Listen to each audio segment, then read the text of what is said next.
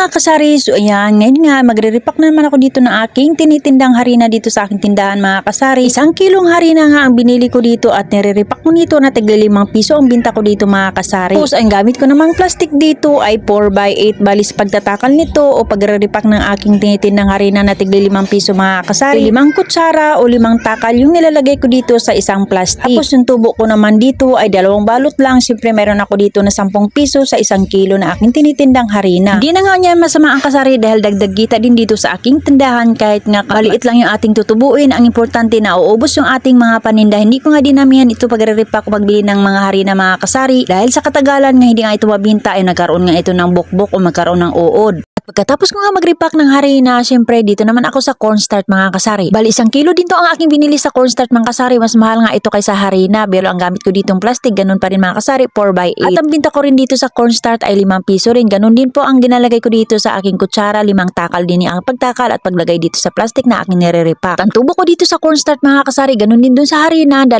tali o 2 repack na aking tinitinda mga kasari na tahalagang 5 piso. Mayroon nga ako dito 10 piso sa 1 kilo na cornstarch na aking tinitinda mga kasari. Hindi na nga masama dyan mga kasari. Pag sinagsama-sama ko dito yung aking tutubuin dito sa aking nire-repack ng aking paninda ay malaki-laki din yan mga kasari. Saan ka pa kahit pa paano mayroon tayong ating tubuin at mayroon tayong hintayin at mayroon tayong kita sa araw-araw dito sa ating tindahan kahit maliit lang. Dahil sa pagninegosyo kahit maliit man ang kita natin, ang importante mayroon tayong araw-araw na pagkikitaan at mayroon tayong araw-araw na paglilibangan dito sa ating tindahan at mayroon tayong pagkukuha at pang araw-araw ng gastos dito sa ating tindahan mga kasari kahit nga piso-piso o 2 piso lang ating tutubuin dito sa ating tindahan. At pagkatapos ko mag-repack ng harina at saka cornstarch, dito pala nilagay ko sa may bungad na bungad sa harap mga kasari para madali makita. Lahat ng mga nire-repack mo na aking mga pandina mga kasari, cornstarch, harina, mga margarine, asukal at itong miswa at itong lalong-lalo na itong mga paminta mga kasari. Hinihilira ko pala dito sa harap para madali makita. At syempre pagkatapos ko malagay na aking nire-repack ay syempre kinuha ko naman itong lagayan ng aking mga tingi-tingi na asukal. Bali lagyan ko nga ito, i-refilan ko nga ito yung kanyang lagayan. Dahil nga anong nagbili ako ng kalating sako ng asukal mga kasari, bali inirepack ko pala ito ng tingi-tingi na 3 piso. Marami pala aking nirepack at igawon. Bali dinamihan ko na ito pag-repack mga kasari para kuha na lang nakuha ako at magre-refill na lang ako dito sa sabitan ng aking lagayan ng mga asukal. Dahil mabilis kasi maubos itong aking nire-repack na tingi-tingi na 3 piso ang aking binta dito na asukal mga kasari, kaya dinamihan ko na ito pag-repack ng aking mga paninda. Bali inubos ko pala yung aking biniling asukal na kalating sako at pag-repack mga kasari dahil nga hindi ko talaga mamalayan na mawala talaga o maubos na talaga yung aking nire-repack na asukal. Kaya pag naubos na talaga sa aking lagayan ay talagang kukuha na lang ako dito sa aking stand mga nire-repack mga kasari para hindi na nga ako mag-repack-repack dahil nga kukuha na lang ako dito sa aking nire-repack na aking lagayan. Dahil nga minsan hindi na talaga natin maiwasan na busy